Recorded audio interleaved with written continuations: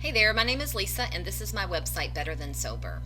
In my introductory video, I mentioned that I was an alcoholic for about 20 years and I was unable to quit drinking for good until I discovered the underlying reasons why I drank.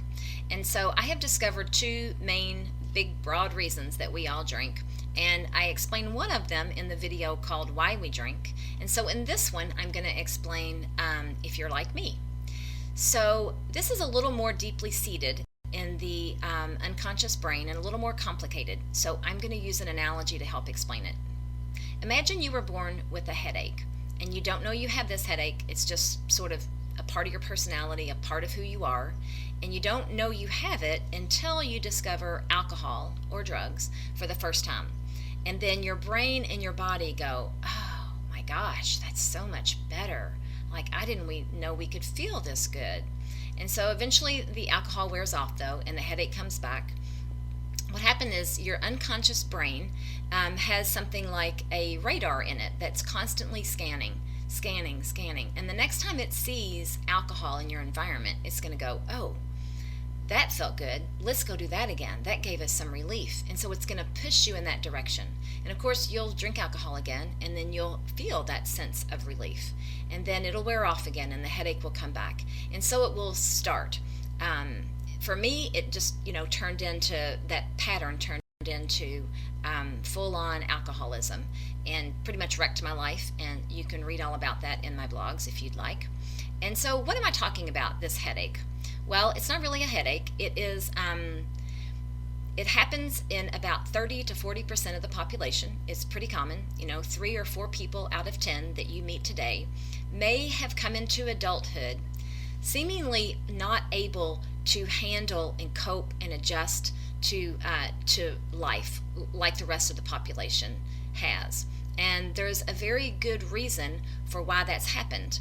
If you're like me, there were some crucial structures in the brain and the nervous system which didn't quite develop just properly.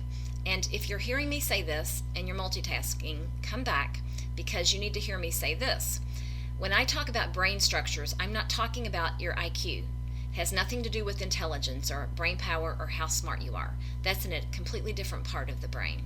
What I'm talking about is the way we handle life, the way we handle common situations, and the way we handle ups and downs, our relationships, our emotions. I had a real problem controlling fear and anger and emotions like that, and relationships. I had a lot of insecurities around my relationships. So that's what I'm talking about, not intelligence. And again, what happened with me is that these structures didn't completely develop, and where they didn't develop, something else did. And that's what I'm calling this headache of sorts. But I'm going to stop calling it a headache and call it what it is. So what developed where those structures didn't was sort of a system for handling life, for coping and adjusting. And this system, I've given it an acronym because they're called maladaptive patterns, and I call them MAPS, M-A-P-S. And that acronym works on another level too, because if you think about it, we use maps to get around in life for direction, right? And the brain is using these maps to get around too, to tell you where to go and how to behave and what to do next. And the brain is a pattern making machine. So once it takes this path or this direction and it works for you, then in a roundabout way it does get you to adulthood, right? It just makes that into a pattern, and you just continue it and play it out in your adult life. And so how do you know if you have MAPS? Well, for one thing, you might have the behaviors that come with them, and you can guess what one of those is. You're on my website. I created it just for this purpose. That's okay. You can say it. You know it, right? Alcoholism. That's right. Alcoholism is a really common result of having MAPS. And also how you might know you have them is if you have similar beliefs or thoughts like I did about myself.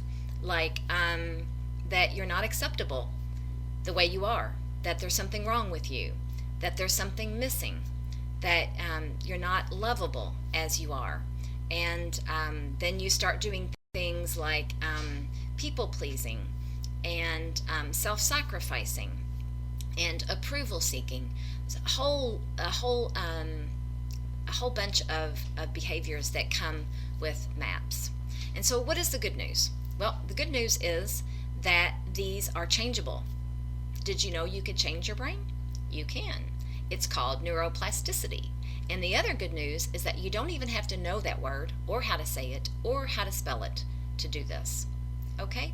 So if you've liked what I've talked about, then read my blogs and sign up for my notifications, and I'll tell you what I'm writing about each week. And stay tuned. Thank you for watching. I hope this was helpful.